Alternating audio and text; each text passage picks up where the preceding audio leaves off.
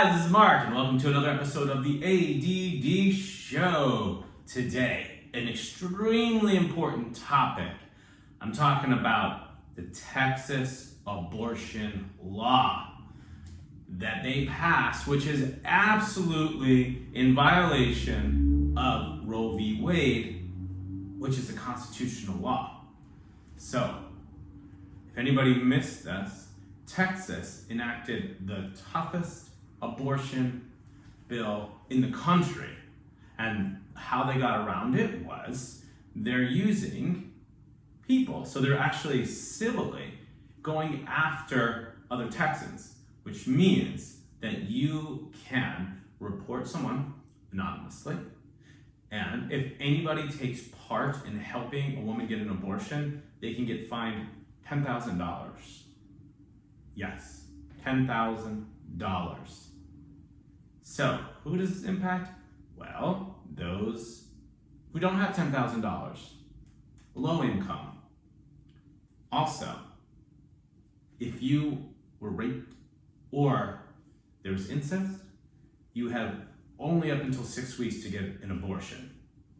That's it. There was even a press conference today. Someone asked Abbott about that. He said, oh yeah, women have up to 6 weeks, and we will take a stance on anybody who rapes. Dude, of course, nobody is pro-rape. It was such a weird diversionary tactic. He knows that he's got no answer for that. It's a disgusting law.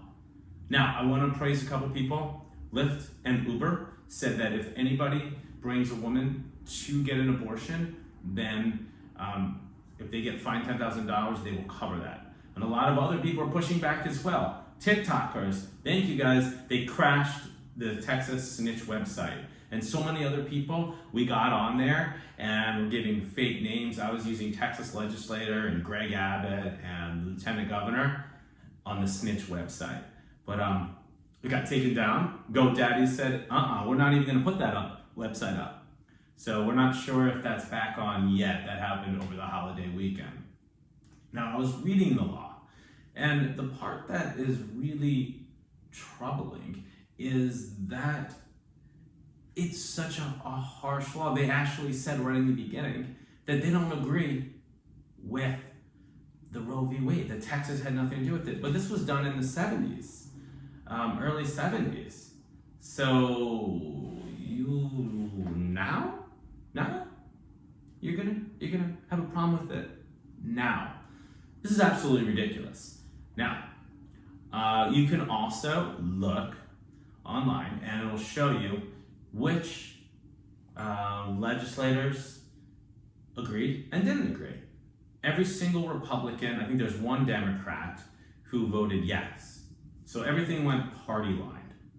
Well, here's what I recommend doing to fight back. Call every single legislator, every single Republican. Get them on the record. Tell them this is unacceptable. Most of these people are doing it to try to score political points so they can stay in office.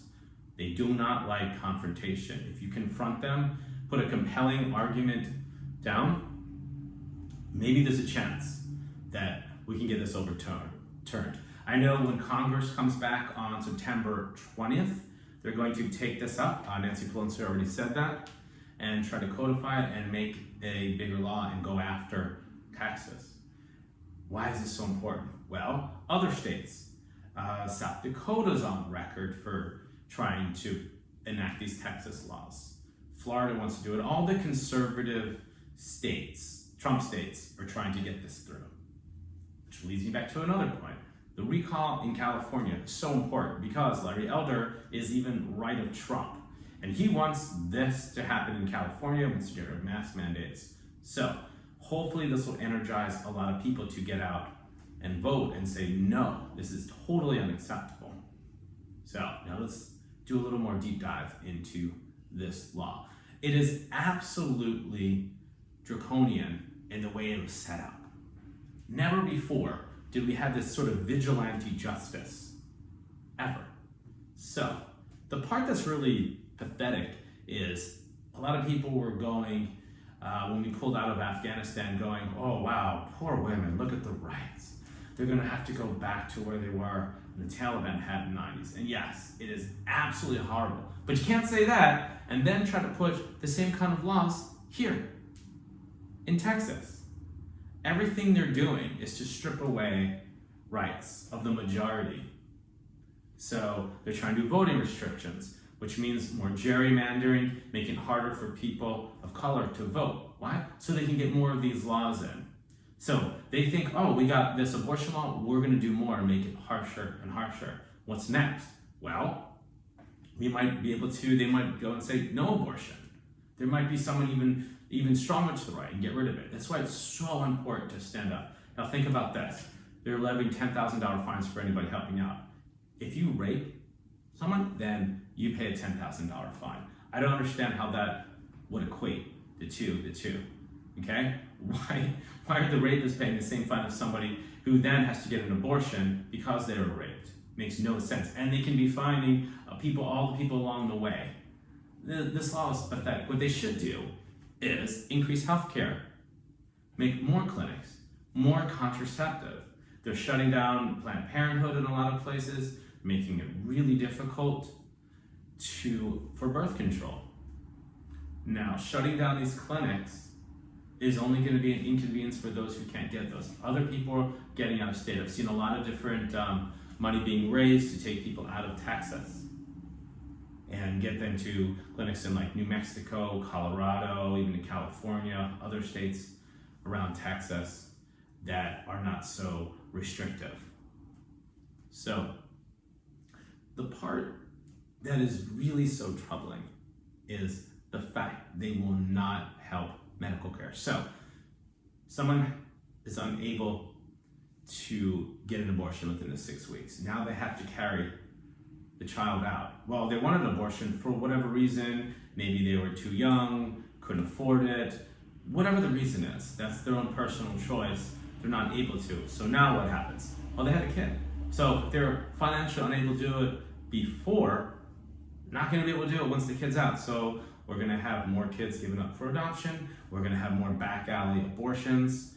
We're going to have babies in dumpsters.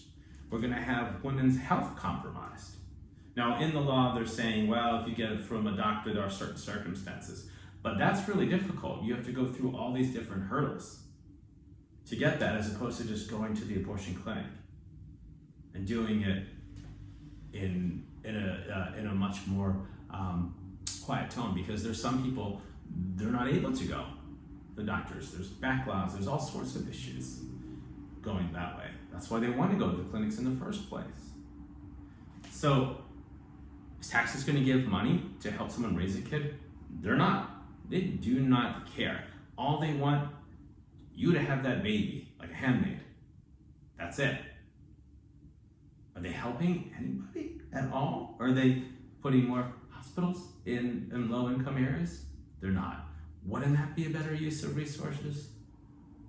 Why are they doing this? Because they're trying to drum up this base, this bullshit evangelical race. Now, I'm a devout atheist, because religion gets into politics, you get these religious Yahoo nuts, okay? There's a separation of church and state. These guys are Christian fundamentalists pushing their religion on people's rights. That is not what America stands for. So guys, what can we do? Like I said, call Texas legislators. Any business still doing that is not standing up, call them, let them know. You as a private citizen, if you're ever supposed to have a conference in Texas, cancel it. Try to do no business in Texas. I would hope that we could get a boycott of Texas. Maybe it'd be awesome if some of the women in Texas did a boycott. Don't go into work. But I would recommend doing no business in Texas and keep calling, put the pressure on these legislators, tell them, no, we're not going to stand up for this. Even if someone is pro-life, this law, this vigilante justice, is not American at all. You guys, we have to resist, stand up to these unjust laws, because once they see this can happen, they'll keep pushing more laws, make things difficult. Guys, thank you so much for watching another episode of the ADD Show.